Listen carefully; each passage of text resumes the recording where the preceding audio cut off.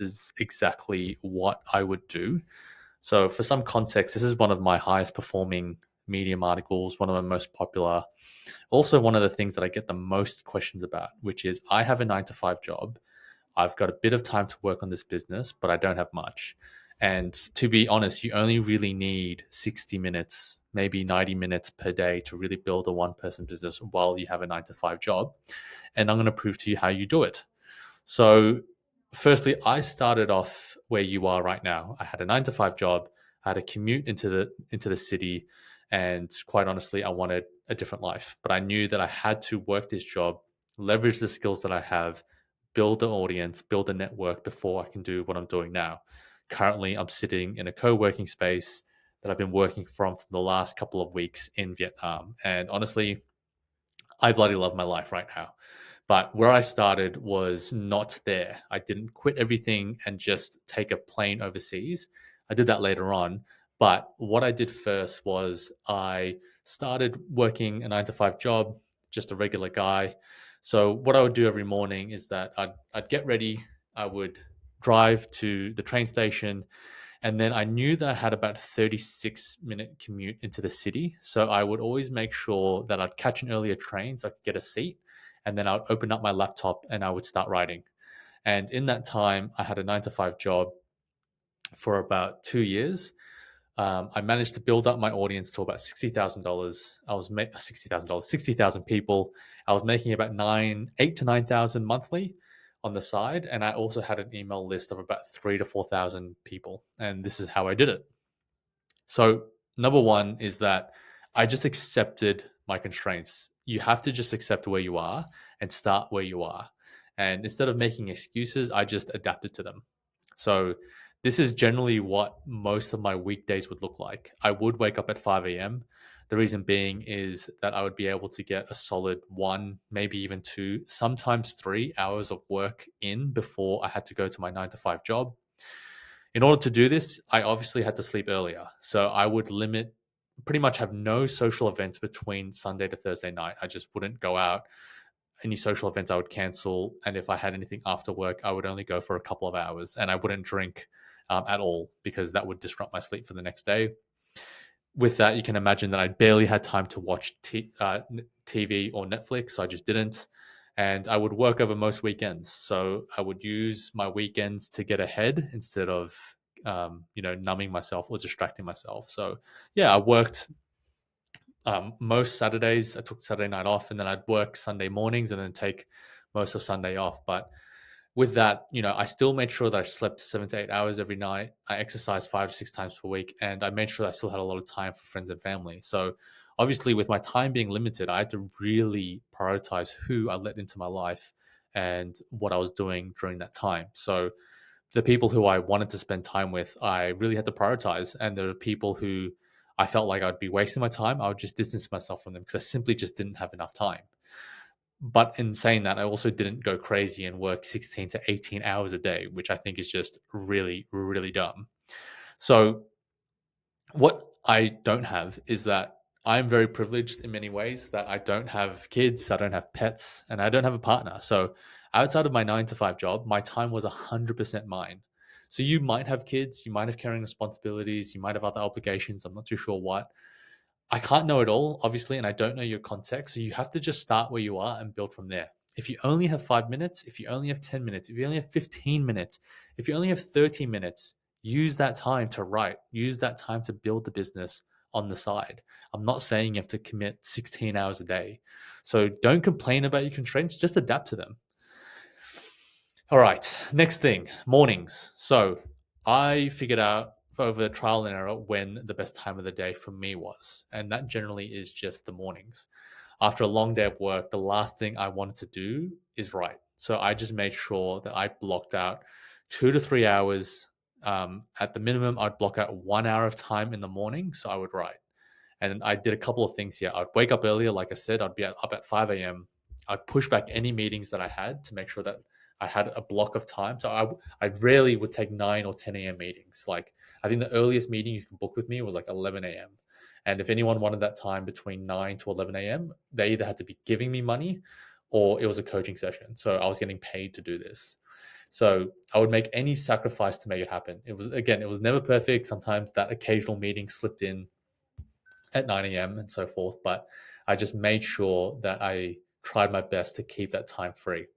I would also work during work hours, and judge me all you like.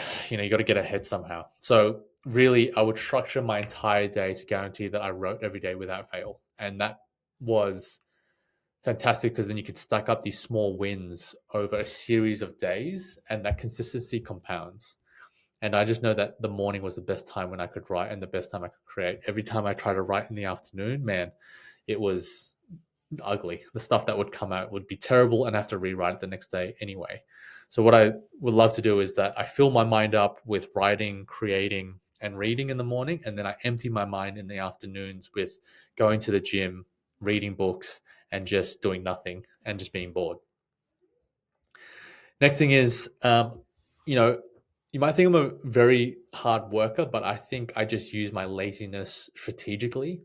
So I always ask myself whenever I do something, what's the least amount of work I can do to keep progressing?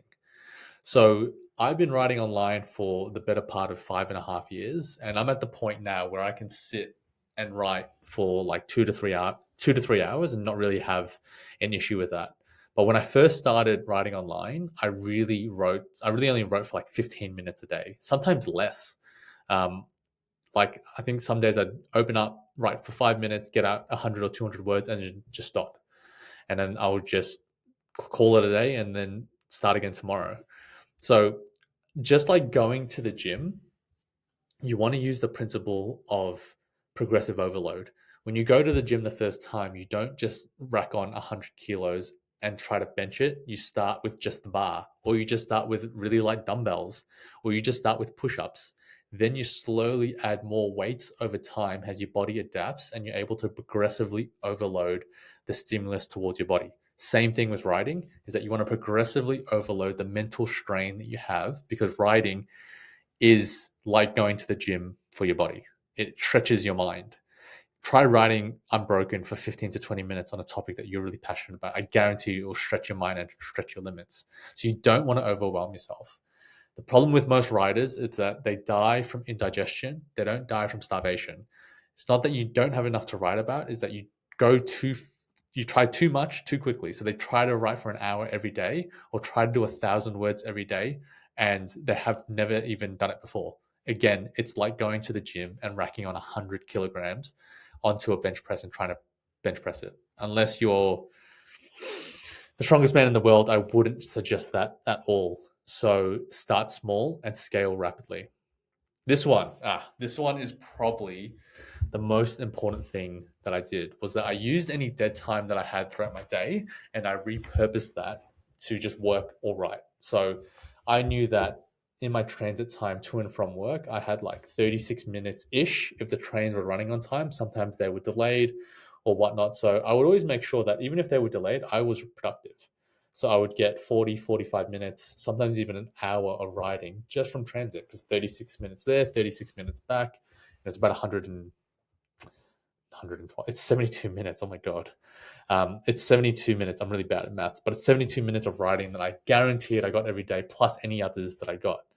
So if I was waiting for an appointment, if I was waiting for friends, if I just had moments of downtime at work, if I was in a boring meeting, I would just start writing or doing something, maybe drafting an email, like brainstorming ideas.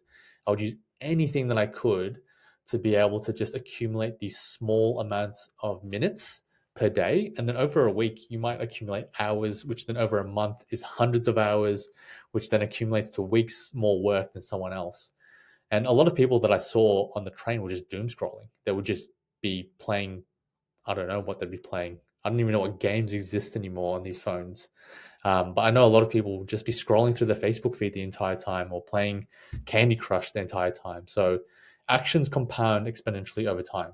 So time will compound whatever you feed it. If you feed it crap, it will compound crap. If you feed it positive, if you feed it productive, it will compound over time. So convert any dead time you have into writing time. So again, to summarize, if you only have 1 hour per day, do this. Adapt to the constraints you have, leverage your mornings for creative work, pick a sustainable pace you can do for the long term, convert any dead time into writing time.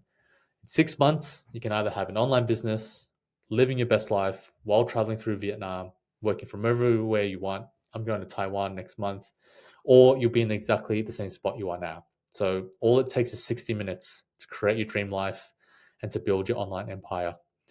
If you need help doing so, I've got a free email course that will be in the bio below to get you started making your first $1,000 from your one person business. So you can start there completely free, no obligations, and I'll see you in there. Bye.